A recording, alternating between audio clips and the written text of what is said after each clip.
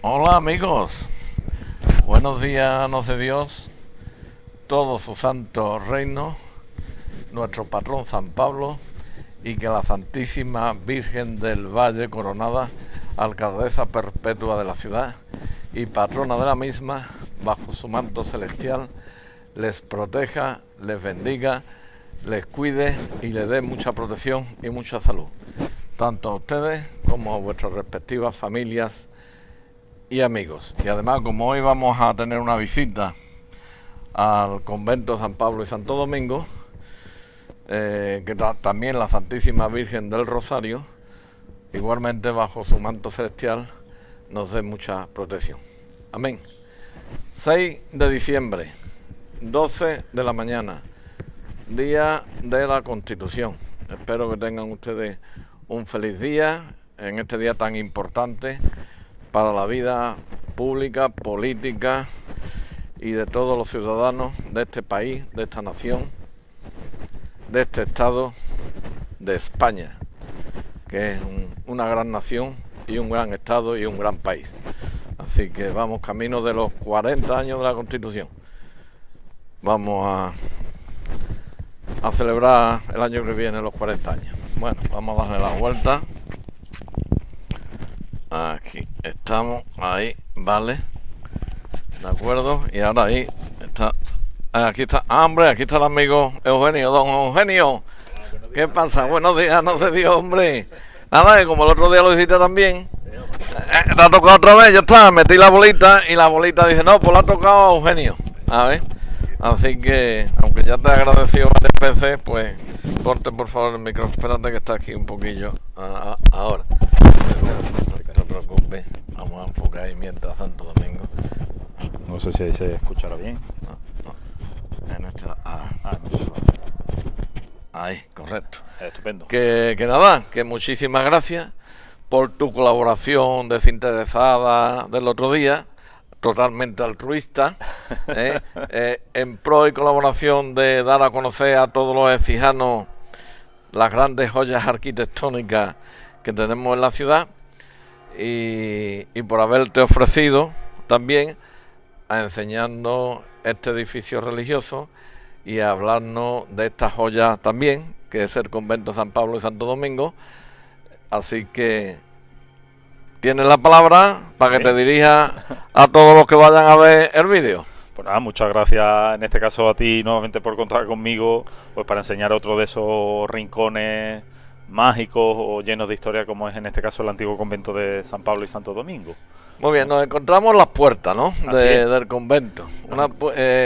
Háblanos un poco de la historia de... Bueno, pues el convento de San Pablo y Santo Domingo, como Bueno. quizás sepa la mayor parte de los ecijanos que vean el vídeo, se trata de la primera fundación conventual de la ciudad. Aunque hay diferentes tesis o diferentes ideas de los historiadores, parece comúnmente aceptado que la fundación se realizaría en el último tercio del siglo XIV, en torno a 1383, que es cuando la sitúa, pues, en principio el padre Martín Roa, que como todos saben, pues, es uno de los primeros cronistas de la ciudad. Estaríamos hablando de la quinta fundación de la Orden de Predicadores en Andalucía, la primera de carácter nobiliario, no real. Aunque, por ejemplo, en las fuentes, las crónicas de la propia orden, se recoge que este sería el tercero de Andalucía después de los de Córdoba y Sevilla. Ya digo, lo más probable es que sea la fundación en torno a finales del siglo XIV, por parte, en este caso, del noble local, don Lorenzo Fernández de Tejada, que es el que cede sus casas para que comience la construcción de este cenobio, que en la antigüedad pues ocupaba prácticamente la totalidad del espacio de la manzana que vemos hoy en día. O sea, la manzana, pero de la actual edificación o de los pisos también. De los pisos también. O sea, se conserva lo que es la iglesia, el templo, sí, pero luego la parte de, digamos, de vivienda de los frailes sería toda la zona de manzanas de vivienda que se puede ver. O sea, que estamos hablando de un montón de metros cuadrados. Sí, esto o sea, que aquí habría frailes, pues, no se sabe, no está datado eso, ¿no? Sí, depende en algunos momentos pues más de 100, más de 100, 100 y pico, depende del siglo, en los momentos de más esplendor del mismo. Sí. Se podría decir que eran ciudades dentro de la propia ciudad porque tenía sus huertos, su refectorio, tenía una serie de instalaciones muy grandes que lógicamente pues ellos hacían la vida en el interior del convento. Y aunque no estamos hablando ahora estamos hablando de los dominicos, pero también los franciscanos estuvieron aquí, también los paules. Sí. Toda esta orden, pero de predicadores son, corrígeme porque yo me pierdo, los dominicos son predicadores y los franciscanos también, ¿no? ¿O no? Sí, básicamente yo pienso que la mayor parte de órdenes en este caso, y además en esos siglos en el que el clero de este tipo estaba mucho mejor formado que el secular, pues muchos se dedicaban a la predicación como uno de los fines fundacionales de sus órdenes. En este caso sí es verdad que los dominicos eran especialmente conocidos por este motivo, por eso se les conoce como la orden de predicadores. Hay una placa, ¿no? Hay una placa, recuerdo de uno de los hijos insignes. Vamos a acercarnos. Uno de los hijos insignes de este convento, que fueron muchos, que se colocó pues en 1966 con motivo del tercer centenario de su nacimiento, en este caso de Fray Francisco Ximénez, que ya digo que es uno de los muchos frailes formados en este convento, entre los que cabe destacar, pues además de Fray... de los que... Pues el propio San Francisco de Écija, que no es este Francisco Ximénez, o el fraile José María Peralta, el fundador del mes del Rosario, en el mes de octubre, dentro de la iglesia que se produjo en este templo, en la capilla del Rosario. Que tan importante ha sido para la iglesia. Exactamente, tan porque importante. El Rosario, en fin, no vamos. La torre, ¿no le afectó el terremoto, Eugenio, a la torre? Pues probablemente sí le afectó algo, como gran parte de los edificios de la ciudad. La verdad que está en un estado bastante... Sí, lo más significativo de esta torre es que es la única que podríamos decir que es inacabada en lo que sería la composición general de las mismas. Ya sabemos que las torres tienen su caña o fuste, que es donde están los balcones y vanos de iluminación. En este caso además decorado, bueno, no decorado, sino con los mechinales, que son los agujeros del andamiaje, y se remata con el cuerpo de campana. Le faltarían, es decir, para la composición clásica de este tipo de campanario le faltaría el cuerpo de matraca y el de remate. Eso hace que sea una de las torres más desconocidas, pero que lógicamente es una de las que tenemos dentro del rico patrimonio de la ciudad. Y vamos a enseñar el rosario que hay ahí ahora. Sí, el rosario que se colocó... Esto, según dicen, es el más grande que hay colocado, ¿no? Según dicen, no lo sabemos, claro. Yo no, pero por lo menos parece ser que según manifiestan. Y este rosario, ¿sabes tú en qué año el año concreto no lo recuerdo. Sé que se colocó con motivo de un aniversario de lo que estábamos comentando anteriormente. Pero que debe ser el siglo pasado, ¿verdad o no? No, es de, bueno, sí, del siglo XX o principios del siglo XXI. Sí. Creo que lo que son las cuentas se hicieron con boyas náuticas y la cruz con el Cristo proviene pues de una antigua caja mortuoria. Se reutilizaron elementos para colocarlo aquí en la torre como indicativo del centro de peregrinación que ese año pues se instauró en este templo. Bueno, pues vamos a pasar al interior del mismo, ¿no? Del mismo. Ahora al compás, porque como estábamos diciendo, se trata de una iglesia que no solo tiene... Está restaurada recientemente. Sí, exactamente. Una magnífica restauración. Los clavos con el escudo de la orden. Tengo que darle las gracias al amigo Paco Valverde, que está ahí, que ha sido el que nos ha abierto el convento. Muchas gracias, don Francisco. Vamos. Espérate, le voy a sacar ahí un primer plano para que todo el mundo lo conozca. No eres conocido tú. Pues nada, aquí tenemos la portada de ingreso al compás o al pequeño patio de entrada al templo, en el que cabe destacar en la parte superior el edículo, en el que tenemos el retablo cerámico que recoge esa iconografía tan ecijana, porque además es única, solo se da aquí en la ciudad, que nos muestra el momento primero del milagro de San Pablo, de nuestro patrón. 1436. Exactamente, la madrugada del 20 de febrero de ese año, en la que el apóstol San Pablo se aparece al niño Antón de Arjona, en aquella zona de la iglesia de hoy, actual iglesia de la Victoria. Y bueno, pues que si quieres ahora en el interior explicamos. Un poquito. Estupendo. Bueno, pues... La ventana pues posiblemente pues, por algún tema constructivo que decidieron bajar para que entrara la luz natural en el camarín. pues algún No sé, motivo... algún motivo tendrá. Bueno. Sería para ubicarla, yo creo que simplemente por ubicarla en el Don camarín Francisco, de no la me vaya a Virgen. desanimar, don Eugenio, que si no va a decir Rafael otra vez, no te acompaño. Ya.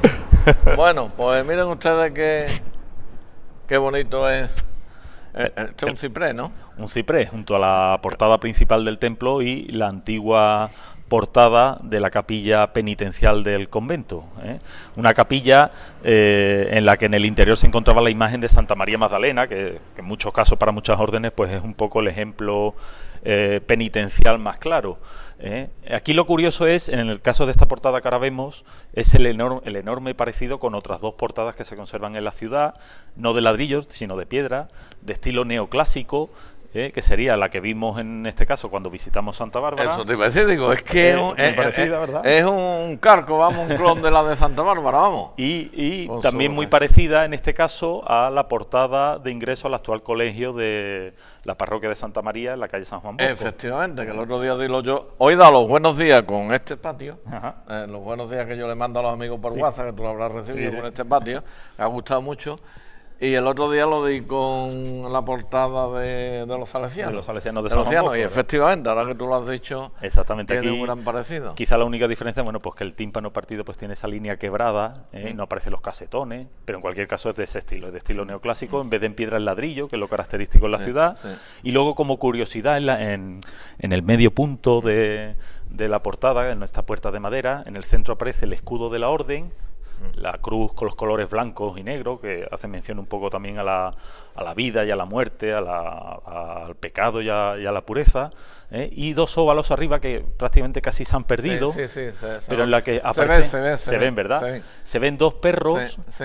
En el de la derecha aparece un perro en actitud ladrando, Sí. y hay una inscripción debajo que pone: por la fe católica ladramos contra los impíos y sus seguidores, que hace mención a esa fiereza en la predicación por la que era tan famosa la orden de predicadores, los dominicos, Dominus Can, los perros del Señor, que era como también se les Eso conoce. latín. En latín, exactamente. Vale. Y a la izquierda aparece otro perro con una estrella, y en la Vamos boca... acercando un poquillo más. En la boca aparece, tiene el perro una antorcha, una especie de vela, una antorcha. Sí, que la lleva Santo Domingo de Guzmán. Claro, ¿no? porque son los símbolos iconográficos del ahora fundador no lo de... explicará ahí dentro. Exactamente, es el perro con la antorcha y la estrella, que según la tradición, en el momento que fue bautizado, le aparece en la frente como símbolo de Y santidad. dentro está todo, no sé, dentro hay algo... No, ya está muy transformado, está el acceso al coro y demás. Ya digo que antiguamente se encontraba la imagen de Santa María Magdalena, que se puede ver en el interior. Sí. Desde aquí, bueno, pues vemos ya lo que es la portada de ingreso al templo propiamente dicho. Que con también una... está restaurada recientemente, tengo entendido. Sí, en los años 80 aproximadamente, ¿no? Santo Domingo de Guzmán es el santo que aparece arriba. Tiene el perro abajo en el ángulo, sí, lo que pasa es que tiene la cabeza perdida. Exactamente. Igual que la mano, y por eso pues a lo mejor puede dar lugar un poco a confusiones. Y en la parte de la izquierda lo que tenemos es cómo se trasdosa al exterior, sobre todo la cúpula de la capilla fantástica del Rosario que ahora veremos, en la que incluso se puede ver en la inscripción de la cornisa, año de 1776, que es la fecha de finalización del conjunto de la nave del Rosario. Yo vine de noche, perdón que te interrumpa, a verlo en una visita guiada esta nocturna. Sí. Y la impresión que da ver la capilla del Rosario iluminada de noche, es que te queda, vamos... Fantástico, ¿verdad? Sí, y además, bueno, una cosa que conocerán muchos ecijanos, y que imagino que tú también, y es esta ventana que está aquí, desde la que, sin entrar en la iglesia, se puede ver la Virgen del Rosario. Efectivamente. Don Francisco, ¿está iluminada? Sí, porque gracias. se ve el brillo de la corona y de la Rafael. Qué buen colaborador. Pues pasamos ahora.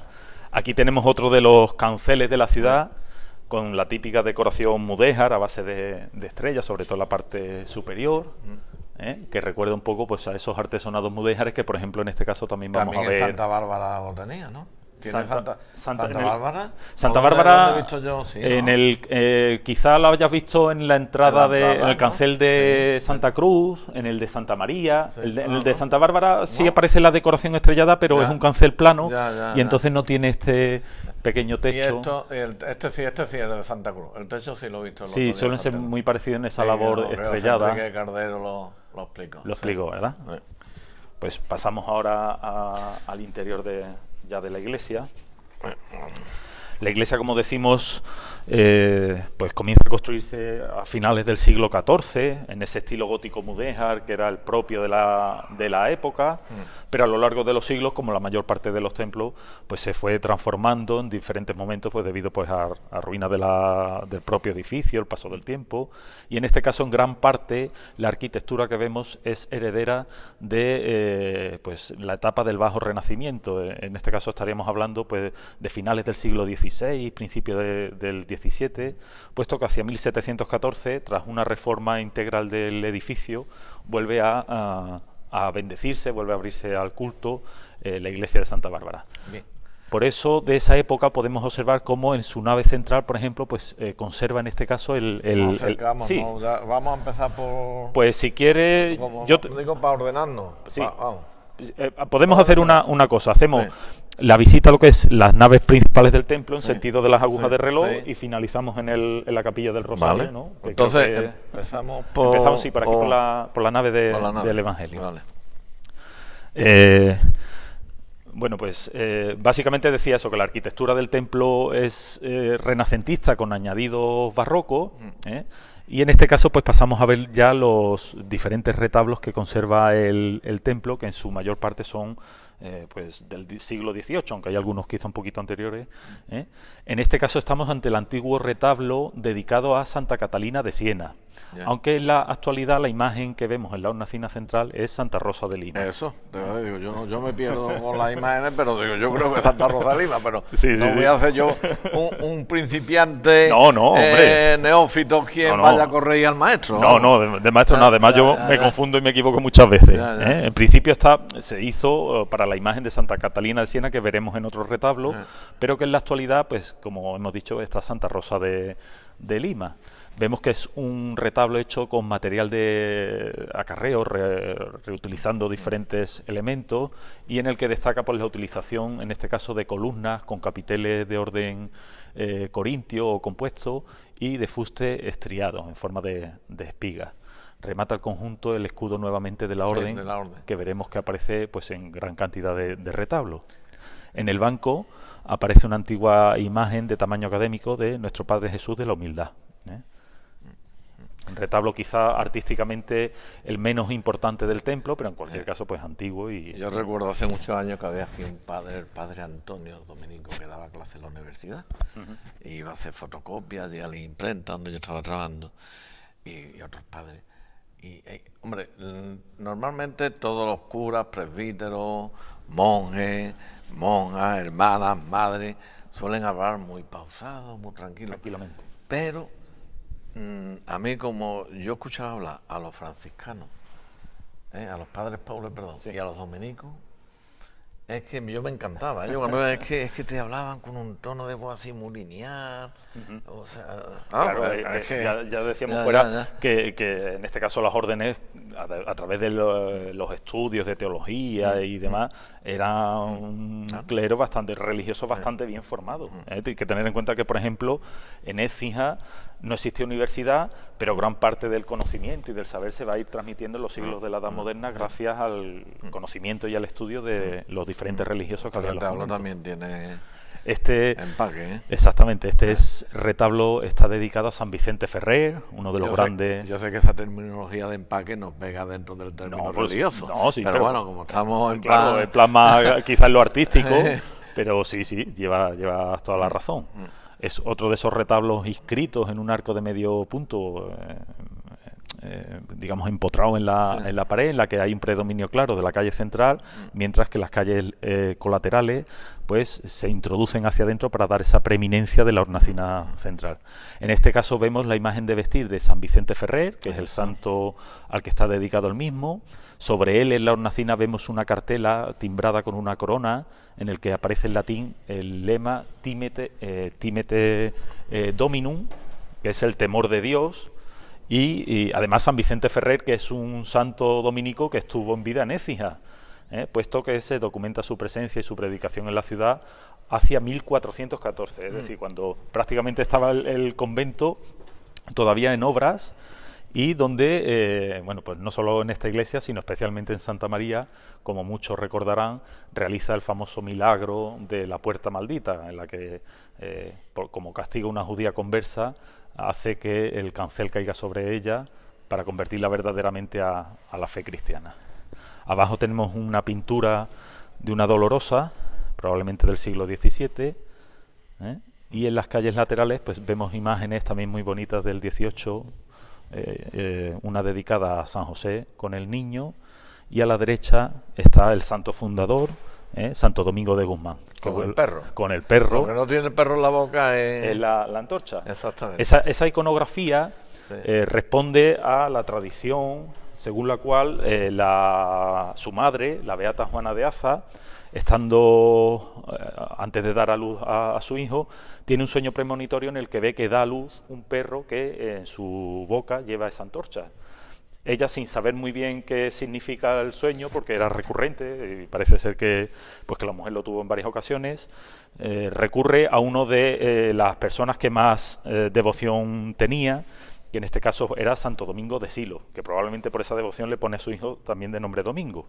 Y es él quien le explica que el hijo que va a tener va a ser una persona muy importante y que debido pues a su predicación pues va a incendiar el mundo a través de la propagación de la palabra de Dios. ¿Y lo de Santo Domingo de Silo le viene porque era de Silo o porque claro, ejerció allí su...? Sí, probablemente porque no sé exactamente dónde nació. Yo hago unas preguntas. Pero bueno, no te preocupes.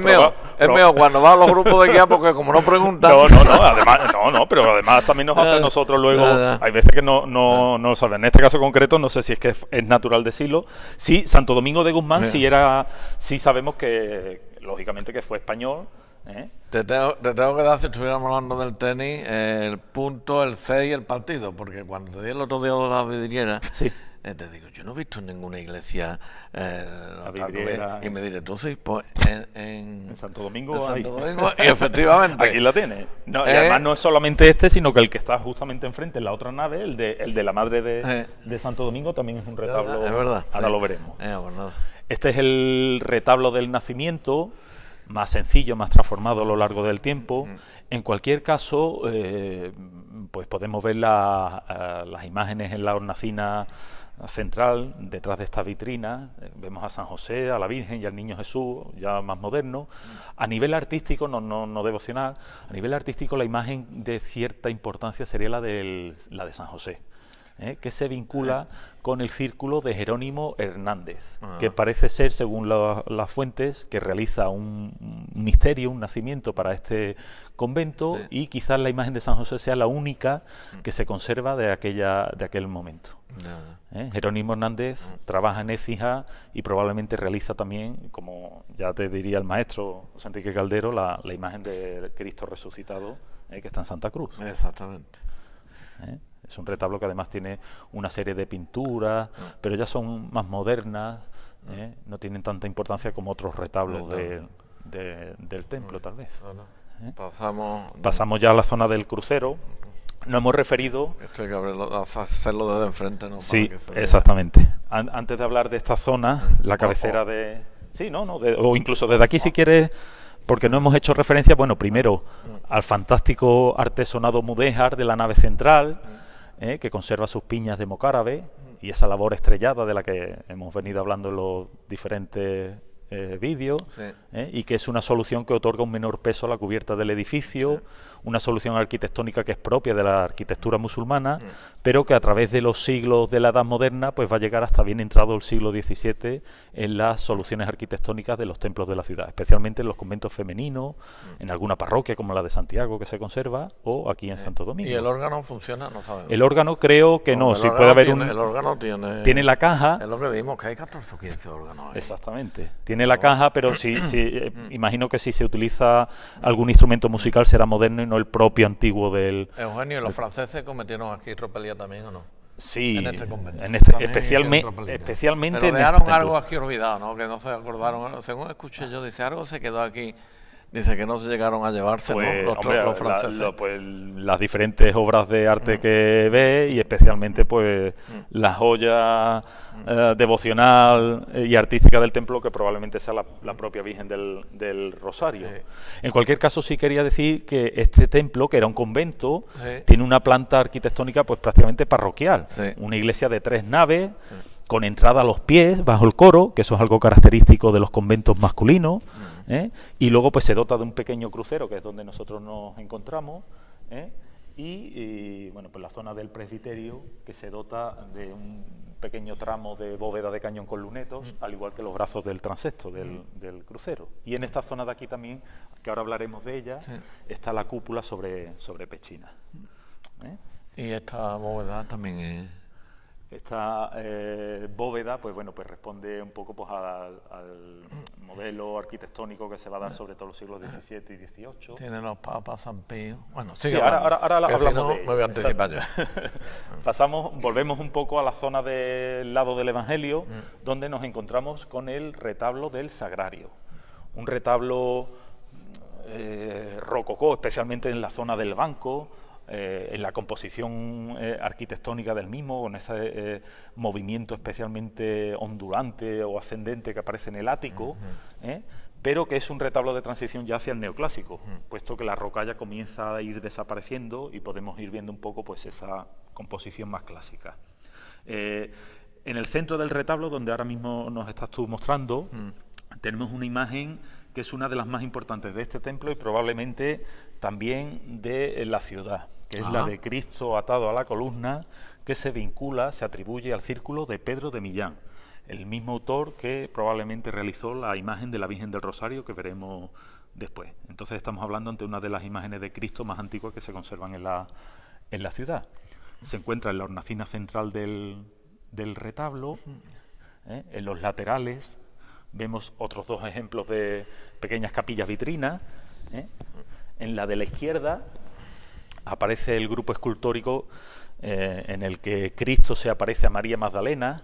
Pero el reflejo no. Vamos a ver. Es la representación que en arte se conoce como el Noli me tangere, el no me toques, que aparece además escrito abajo, que sería, han llevado a mi Señor María, o le dice el Señor, María, no me toques.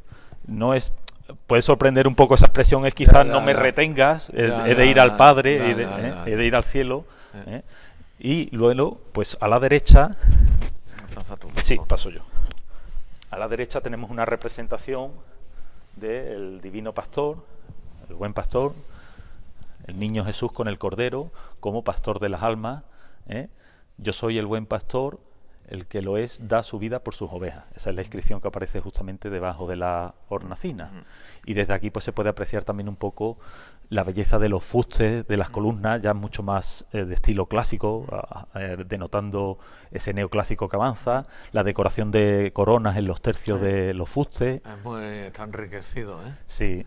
Aunque ya empieza a ir desapareciendo esa rocalla que, por ejemplo, podemos ver en la zona de los soportes. ¿Y esto aquí no se ha retocado? ¿Esto es de cuando se fundó el convento, en principio? Bueno, de cuando se fundó, no. Estaríamos hablando ya de la segunda mitad del siglo XVIII bien avanzada. Probablemente uno de los últimos retablos que se realizan en el templo. Pero sí tenemos toda la belleza de lo que sería el Santo Santorum, el sagrario propiamente dicho aquí, que se abre al banco del retablo. Sabemos que el barroco es un estilo muy teatral, muy escenográfico. En este caso... Vamos a entrar y vamos a enfocar el otro día. Sí. Es ese tipo de retablo que en arte también se conoce como retablo reservorio, que hace la función de exaltar el misterio de la reserva del Santísimo cuando a este espacio solamente accede el sacerdote a abrir el sagrario. Aquí en Écija tenemos 3 ejemplos de este tipo de retablo.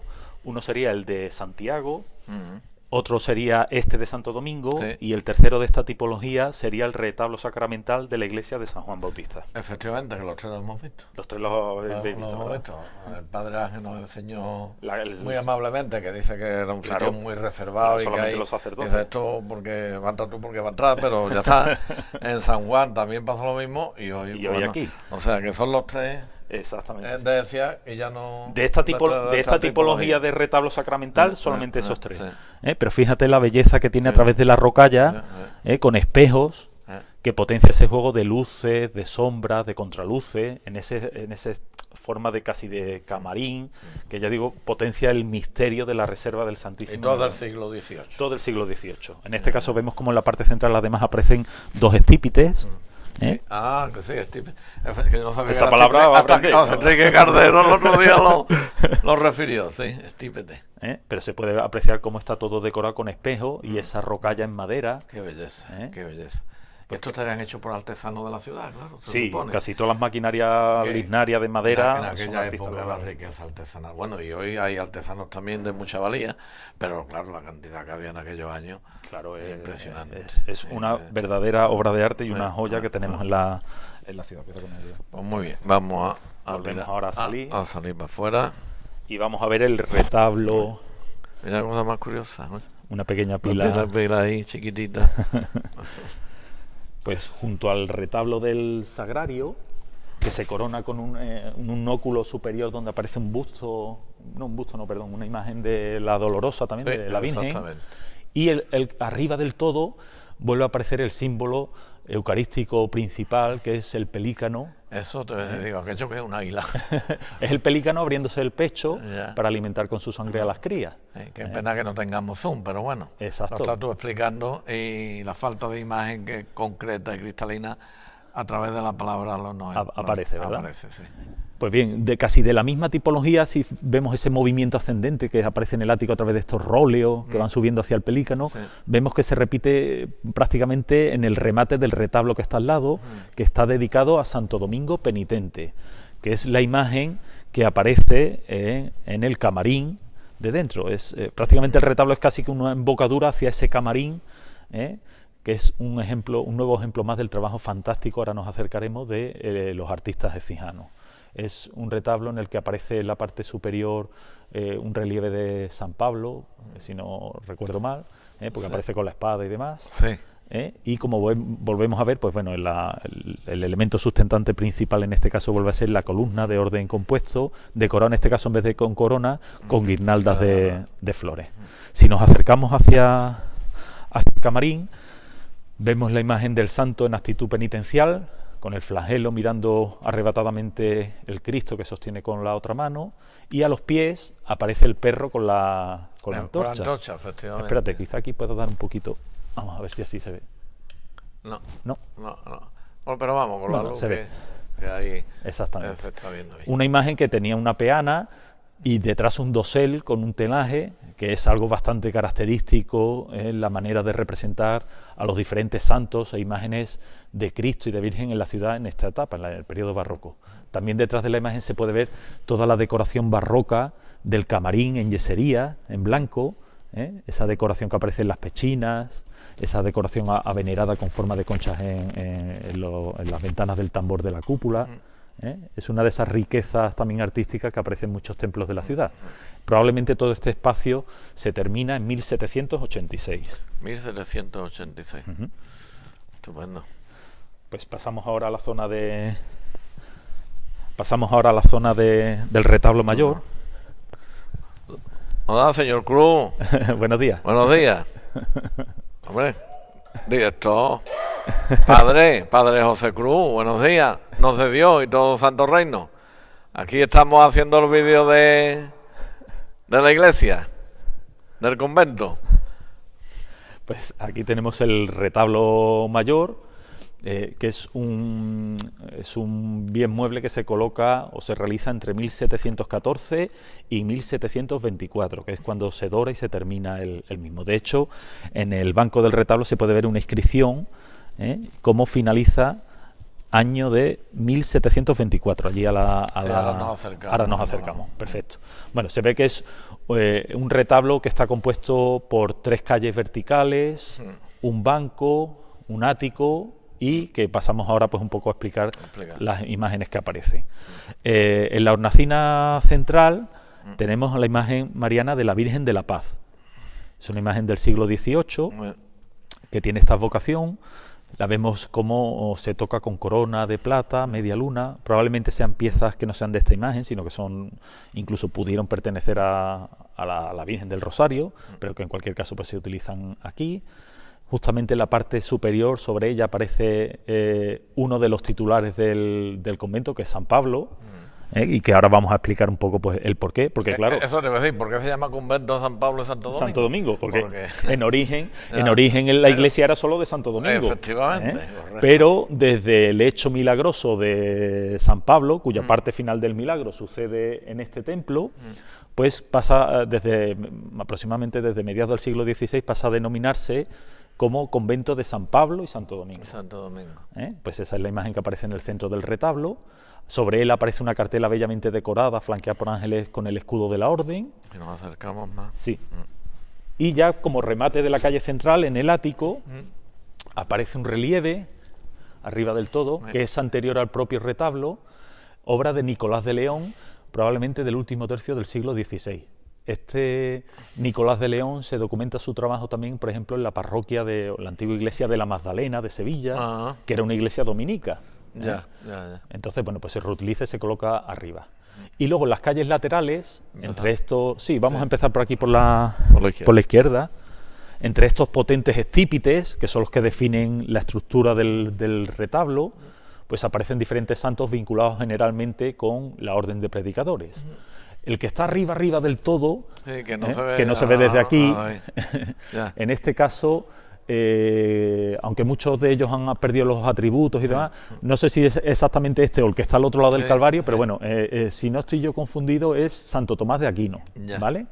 El que está justamente aquí debajo, que nos ve con la tiara papal, ese es San Pío V. Y luego es el que está aquí más próximo a nosotros, en la parte inferior, sería San Francisco de Asís. Porque suele ser frecuente que en los retablos de la orden dominica o de la orden franciscana, a través de un acuerdo que llegaron las órdenes, se represente a los dos santos fundadores de las mismas. Aquí vemos mejor la imagen de la Virgen de la Paz. También se puede apreciar, ahora que estás aquí, la belleza del manifestador, con esa decoración de custodia, con pámpanos de uva. Un manifestador de la tipología conocida como bofetón, puesto que tiene un mecanismo que permitía que al abrirse se pudiera ver ya expuesto el Santísimo. El Santísimo, sí. También son muy bonitas las dos columnas salomónicas que flanquean el manifestador, repitiéndose juego de pámpanos de uva. Como tiene la iglesia. Se ve bien. Se ve bien. Pasa. Sí, pasamos para este lado. Y en este caso pues vemos la otra calle, la de... Bueno, el santo, el último que no... Exactamente. Aquí abajo tenemos a Santo Domingo de Guzmán, como fundador de la Orden de Predicadores.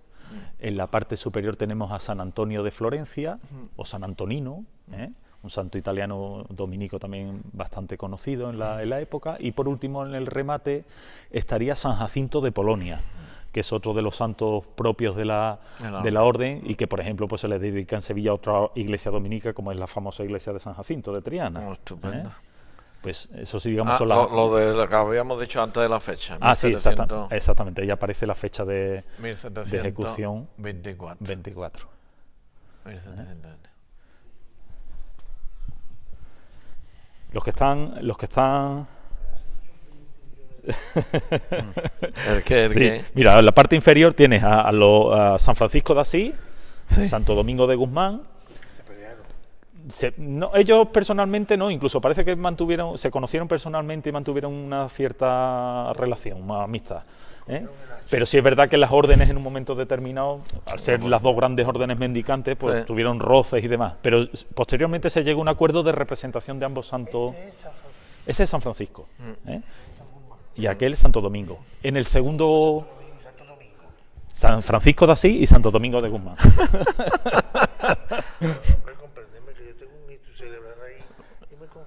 Claro. No te vas a confundir, tú eres un máquina. Arriba, dentro de un rato me lo preguntáis quién era. Y no lo recuerda. No, dentro de un rato eres capaz tú de explicar todo lo que ha explicado aquí el amigo. Venga, ¿vale? Al final del mismo, ¿no? No hemos comentado, Rafael, que en el retablo aparecen dos escudos nobiliarios. Sí.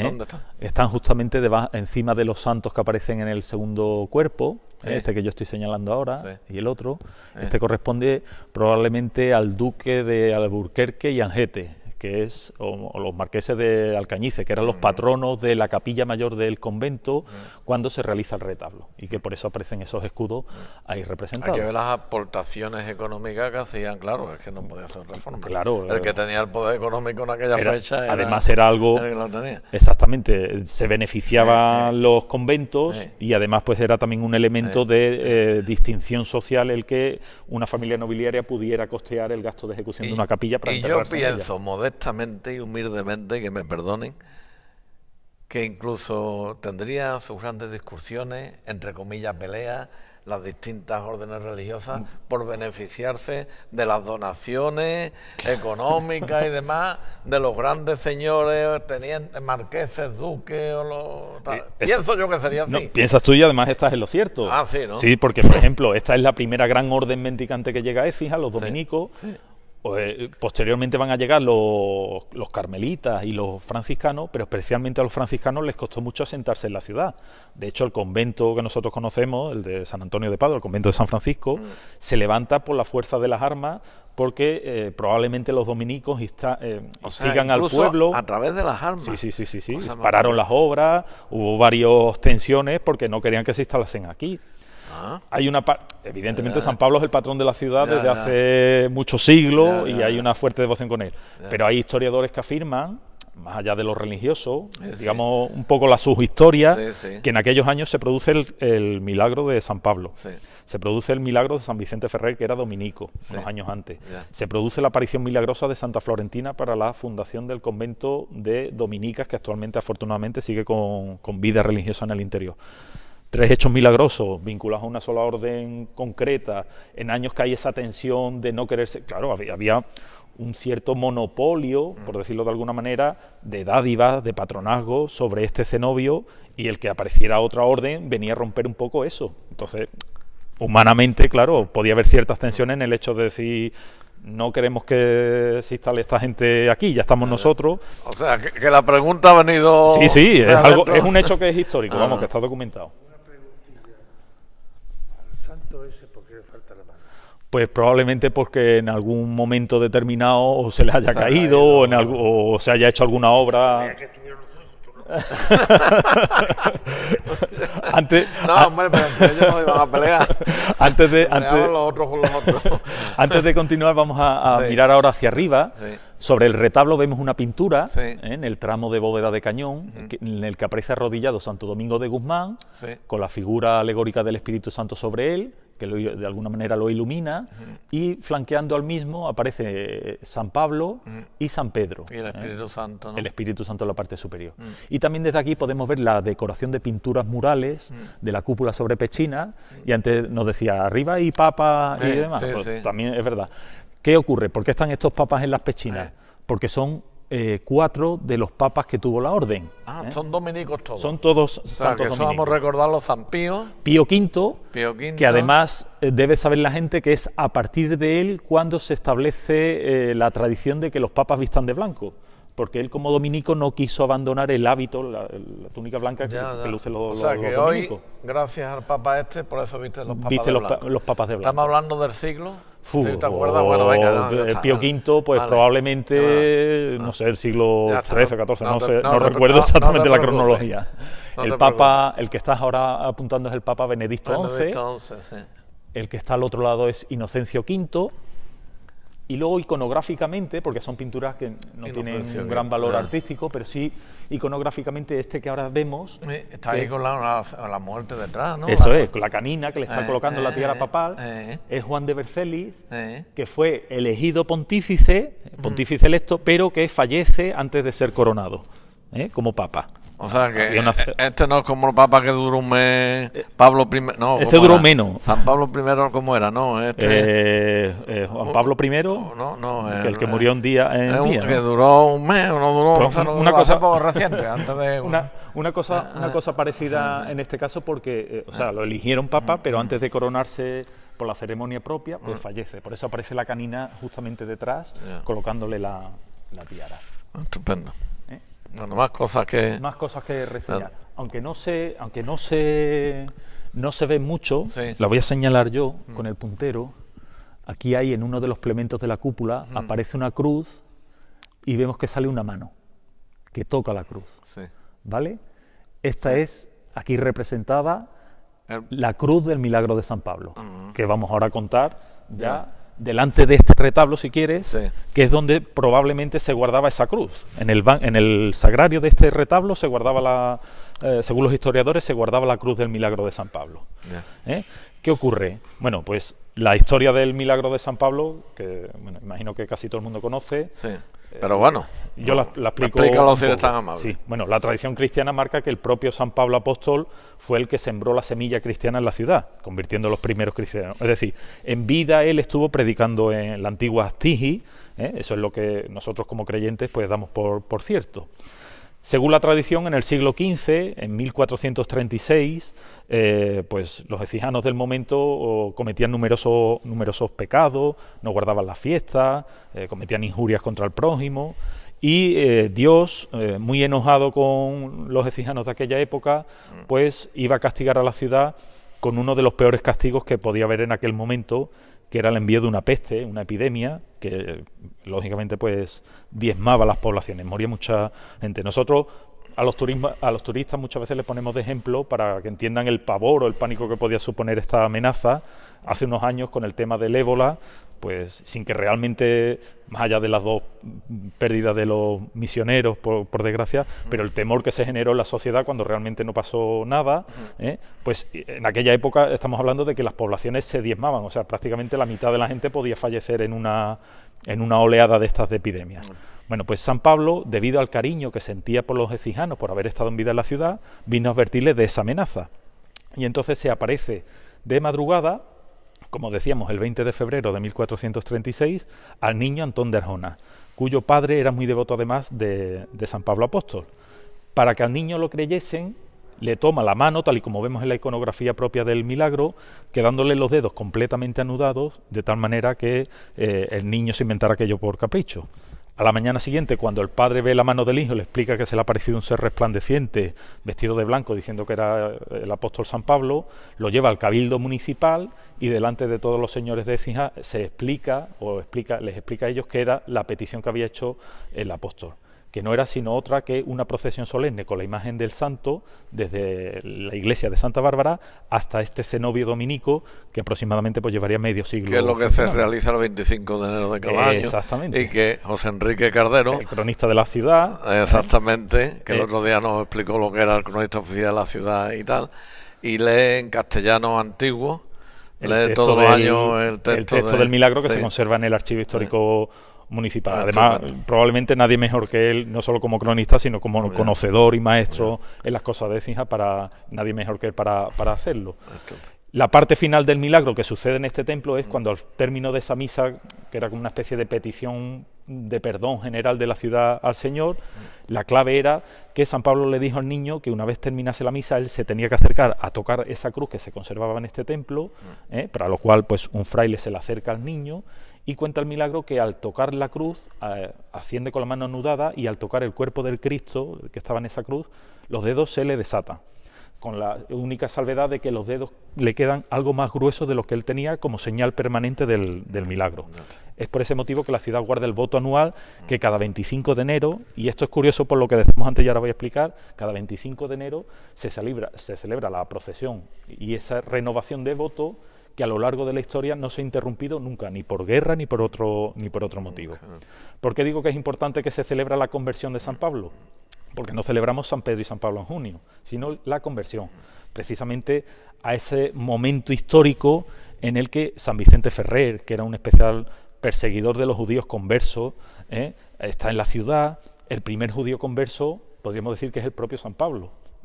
Entonces lo que celebramos es la conversión de San Pablo. O sea, estas cosas... Sí, porque la historia de los apóstoles tiene su historia. Exactamente. Un día, porque todo el mundo santo, pero que no lo eligió santo. Exactamente. Se hicieron santos posteriores. Sí. Que uno se pone a leer la vida de los apóstoles, pero bueno, eso para otro programa. Pero es muy curioso que nosotros celebramos la conversión de San Pablo, no su festividad propia que es en junio, por ejemplo el día de la aparición que fue el 20 de febrero, el 25 de enero. Estupendo. Pues enterado quedamos. vamos. En cualquier caso, en este retablo Sí. de San Pedro Mártir, que es donde supuestamente se guardaba esa cruz, que hoy por desgracia no sabemos dónde está. Lo llevarían los franceses. Exacto, sí, es que es así. Yo creo que sí. Vamos a raíz porque se llevaron tantas cosas.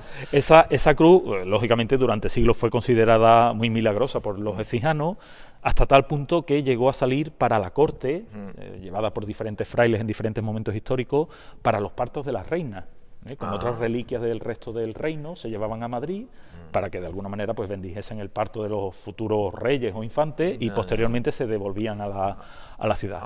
Pues bien, el 27 de enero de 1810 llegan las tropas francesas a la ciudad y este templo pasa a ser una zona de acuartelamiento. Exacto. Según iban tomando localidades, exclaustraban los conventos a los frailes. Y aquí se instalan, expolian gran parte de las piezas de plata, pintura que había en el convento. Y los palacios también, ¿no? Y palacios algunos, también pudo haber alguna pieza, Palacios pero sobre todo también, creo religiosa. que sí.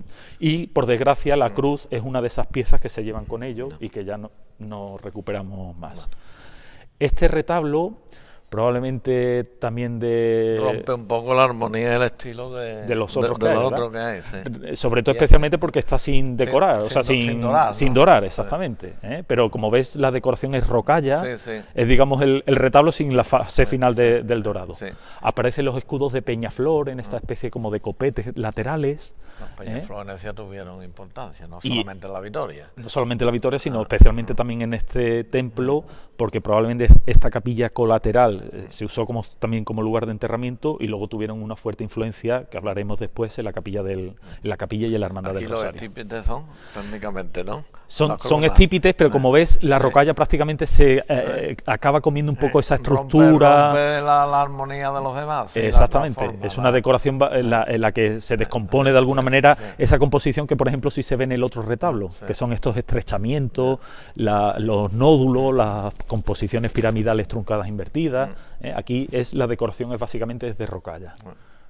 Tenemos la imagen de vestir de San Pedro Mártir, que es el santo que da nombre al retablo, un dominico italiano del siglo XVII, creo recordar. Los dominicos también, el otro día hablábamos en Santa Bárbara, corrígeme, también se intercambiaban con prezos, ¿no? ¿O esta orden no? No, ¿o otra orden? Normalmente eran los trinitarios. Los trinitarios, Vale, la orden trinitaria, que es la que extiende en muchos lugares el culto a Jesús cautivo, y que por eso en la iconografía de estas imágenes aparece el Señor con la cruz roja y azul al pecho, que es el escudo de la orden. Volvemos a tener otra vez la imagen, la de, de Guadalupe. De Guadalupe, que también está entrada. Exactamente, por la orden de los sacerdotes que en los últimos años son rectores del templo. Este es el antiguo retablo de la Purificación, hoy conocido también como retablo de la Virgen de la Saleta. Ese nombre, perdón. La Virgen de la Saleta. ¿De las Saletas? Sí, o Saleta, con eso. Saleta.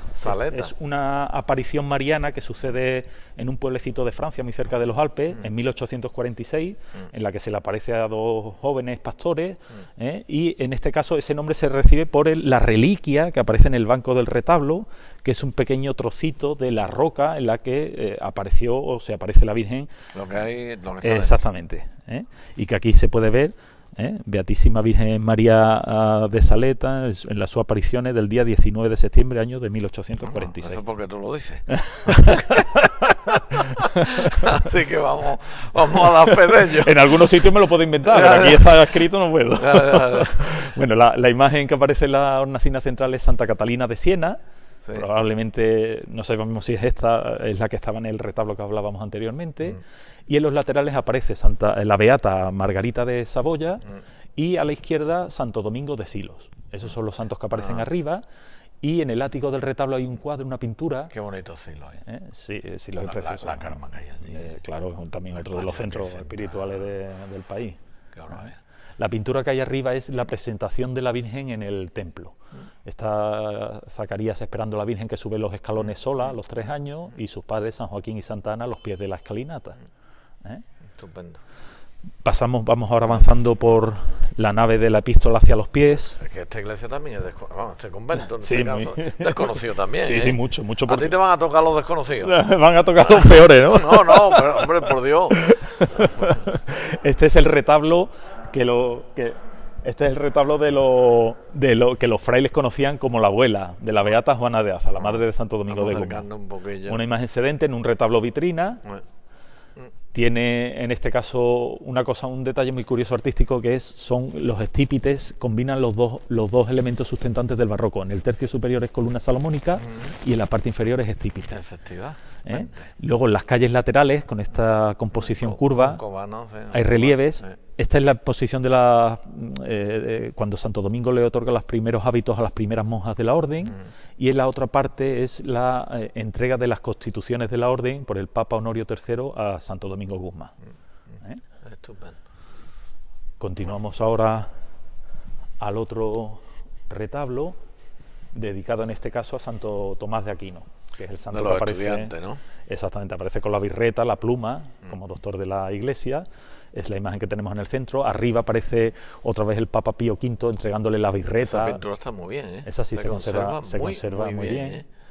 Y luego pues tenemos otros dos santos en los laterales. Uno es el de la derecha es San Alberto Magno, y el otro es el beato San Agustín de Gazoto. Aquí los nombres es fácil recordarlo porque están escritos debajo. Sí, pero que tú lo estás hablando por mirarlo.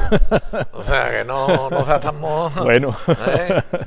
La pintura del Cristo del Señor de la Paciencia, con numerosos esvotos en los laterales, al que el padre, Fray Diego José de Cádiz, concedió 80 días de indulgencia a los que rezasen un credo delante de esta imagen, como pone la inscripción aquí en el banco del retablo. Bueno. El Por confesionario. último, antes ya de pasar al rosario, un confesionario, una imagen de vestir de San Francisco de Écija, que es uno de esos hijos ilustres que está encadenado, ¿no? Está encadenado como símbolo de su martirio y muerte, vestido con el hábito propio de la orden, y que, como saben, pues fue martirizado en China hacia 1713, creo recordar. Fue beatificado por el Papa León XIII y luego canonizado por su santidad el Papa Juan Pablo II. Es uno de los muchos santos que tiene la ciudad, afortunadamente. Y tiene una barriada, ¿no? Sí, creo que sí, ¿no? sí, exactamente, sí, creo que sí. No sé exactamente cuál es ahora, recuerdo. La barriada de Díaz, San Francisco Díaz. Conocida con popularmente las casitas de Pinichi. Aquí, exactamente, eso es. Yo no sé. Aquí tenemos en esta parte, a los pies de la epístola, lo que era la antigua capilla del Dulce Nombre de Jesús, la Hermandad del Dulce Nombre de Jesús, el Cristo restaurado. Está muy bien, fantásticamente por Sergio Saldaña. Pero está restaurado recientemente. Sí, está restaurado recientemente. Y luego, sobre todo en esta zona, además del Cristo, pues tenemos la imagen de María Magdalena de 1796, exacta, esa es. Debajo del cuadro que se realizó con motivo de la beatificación de San Francisco de Écija, que es el que vemos arriba pintado con las cadenas. Nació el 22 de octubre de 1713, tomó el hábito el 11 de septiembre de 1730 y procesó el 12 del mismo mes de 1731. Murió en 1748, beatificado por San León XIII el 14 de mayo de 1893. Yo he dicho que murió en el 713 y es al revés, cuando nació. Vale. Abajo tenemos la imagen de María Magdalena, que es la imagen que estaba en la capilla junto a la entrada del convento. Aparece con su iconografía propia en actitud penitencial, con el hábito de piel de camello, el demonio tentando, la calavera como recuerdo del Gólgota. Muy bien. Y vamos ya por último pues a pasar a ese gran centro devocional. Entramos artístico. desde aquí o desde allí. Desde aquí, no hay problema. Que es la Capilla del Rosario. Señores, pues ahora van a ustedes. Miren qué cosa, miren qué joya. Dentro de que todo el convento y todo el templo es una joya. Fantástico. Pero vamos a acercarnos. Esto de noche, como cuando está todo y encienden, se ve toda una impresión. La Capilla del Rosario es sin duda alguna uno de los grandes exponentes del barroco ecijano, y yo diría casi que andaluz. Es una capilla que se labra entre 1728 y 1776, aunque esta parte que ahora nos estás tú enseñando, lo que es el camarín propio de la Virgen, parece que se concluye en 1761. Aquí es una sublimación artística en honor y alabanza de la Virgen del Rosario, que es una imagen mariana bellísima y antiquísima, una de las más antiguas de la ciudad, de hacia principios del siglo XVI, también del Círculo de Pedro de Millán. Una imagen de transición entre el gótico final y el Renacimiento, en el que se puede ver pues el rostro nacarado bellísimo de la Virgen, con ese rostro sereno, una cierta colocación ya algo más natural, no en el brazo que nos muestra el rosario, pero sí en el que recoge al niño, y luego pues ese estofado en oro que nos habla un poco pues de ese rasgo goticista de alguna manera. Además de la Virgen, pues se puede ver las coronas, la ráfaga y la media luna, que son piezas fantásticas, en este caso ya del siglo XVIII. Y también desde aquí podemos ver la belleza del camarín. No está restaurada, ¿no? No, es una imagen que hay que restaurar y que esperemos que próximamente pues tanto la cofradía como el resto de cijanos colaboren y la restauren, porque estamos hablando ante una de las grandes imágenes devocionales y artísticas de la ciudad. El camarín igual. El camarín es una auténtica joya. Es muy del gusto palaciego de aquella época del siglo XVIII, en el que los camarines, sobre todo los dedicados a la Virgen María, pues se labran como una especie de tocador, de habitación de un palacio, a través de estos voisers, que son como paneles de madera decorados, donde vemos los espejos, que son símbolos de la pureza de María, que reflejan la luz divina. Es como un tocador, es como una habitación secreta que se nos muestra a la Virgen, la joya verdadera que es la Virgen del Rosario. Y bueno, pues podemos ver esa decoración en fondo verde, con decoración de pagoda de estilo chinesco, que es algo propio de la decoración de habitaciones palaciegas, sobre todo en Francia, a finales de ese siglo XVIII. Vemos los diferentes ángeles que soportan elementos de las letanías lauretanas, que juegan en la peana que sostiene a la Virgen. Es todo una belleza barroca en honor de la Virgen, que es reina de los ángeles, porque toda la capilla nos muestra los misterios del Rosario, y el central o último de los gloriosos, que sería la coronación de la Virgen, es precisamente el camarín de la Virgen. Vemos como el retablo sube hacia el tambor y hacia la linterna, donde aparece en la parte superior la figura de Dios Padre. Vamos a verlo más. Sí, vamos a retirarnos un poco. Aparecen los diferentes ángeles soportando algunos de esos atributos, pero especialmente es este retablo, que es bifronte, es decir, que está tallado hacia afuera y hacia adentro. Es una descomposición de madera. Como se dice ahora en 3D, ¿no? Tridimensional, exactamente. Sí.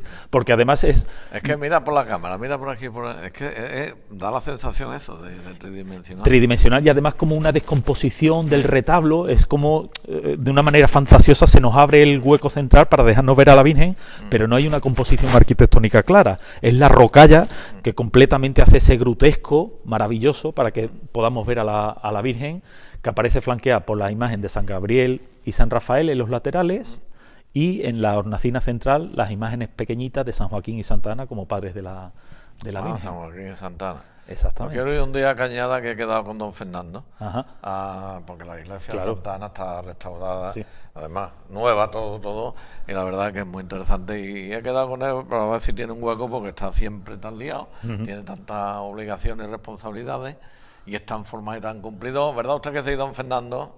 Maravilloso.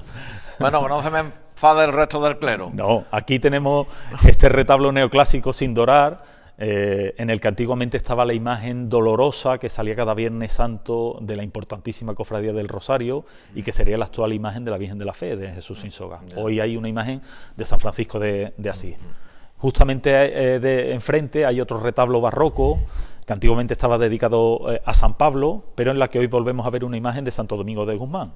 A este sí se le ve perfectamente el perro a los pies, y la estrella en la frente.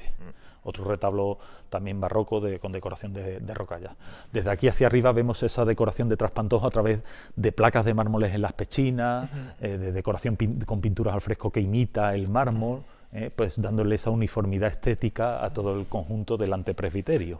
Bueno. Pero esa suntuosidad especialmente aparece en el empleo del material noble, como es el mármol, rojo, negro, blanco. Por ejemplo, tenemos aquí los dos mosaicos con los anagramas de María y el Rosario, que son costeados por la marquesa de Peñaflor en 1750, con esta decoración cuadrada de róleos en las esquinas. Esto, y el resto de decoración que aparece en los 15 misterios del Rosario en las paredes, también en los tondos de los dos tramos de arista de la capilla, y toda esa riqueza decorativa de los zócalos, los espejos en los pinjantes. Toda una suntuosidad artística, como digo, en gloria y alabanza de la Virgen. Y luego históricamente, además, porque si no nos va a regañar Paco, porque es que además es una de las grandes cosas históricas de la ciudad, Ya, Paco, ya no me ha vaya, regañado. no vaya a estropear los vídeos, ¿no? Que es el hecho de que en esta capilla, en el siglo XIX, mitad del siglo XIX, se instaura dentro de la Iglesia Católica, por primera vez dentro de ella, del rezo del Rosario Perpetuo, el mes del Rosario dentro del mes de octubre, que luego va a instaurar para toda la Iglesia Católica el Papa León XIII. Pues eso se hace aquí en Écija, en esta capilla, lo cual hace que no solo a nivel artístico, que es uno de los grandes soles del barroco, sino que a nivel religioso y devocional hace que sea también uno de los centros más importantes dentro de la Iglesia en Écija y en toda la cristiandad. Estupendo. ¿Hay algo que se nos quede en el tintero? Pues yo creo que básicamente no. ¿Ibas a hacer una pregunta o no, Paco? Venga, pues venga. Quería decir él algo. Venga, a la pregunta, está saliendo. Ah, vale, bueno. Sí. Vosotros no habéis pedido al cura permiso para grabar. Vaya, pero yo qué sé, hombre, chiquito. Bueno, espérate. La llave Sí, bueno. para que yo abra. Bueno, Para que yo pues adelante, don José Cruz. Muchísimas gracias por la amabilidad, por la gentileza, por la deferencia, por el detalle de permitirnos, aunque no se le había pedido permiso, pues yo tenía entendido que sí teníamos permiso, pero bueno, se le piden disculpas y se le agradece que nos haya permitido continuar con la grabación cuando usted ha sido informado. ¿Queda así subsanado el tema, don Paco? No. El problema es que tú vayas. Ahora se lo diga. Ahora lo llamo por teléfono. Esta tarde. Oye, mira, No te preocupes, si yo me llevo con él muy bien. Yo con todo el clero de Écija, gracias a Dios, me llevo estupendamente bien. la llave para que yo abra yo siempre. ¿Eh? Y me dices que yo no soy nadie. Bueno, sí, tú eres, hombre, tú eres, no va a hacer. No te preocupes, bueno, que ya ha quedado en el vídeo, no te preocupes, que yo lo llamo. Venga, pues muchas gracias, don Francisco. Bueno, pues señores, estimado amigo, gracias. A ti. Estimado amigo, muchas gracias. De nada, señor. ¿Vale?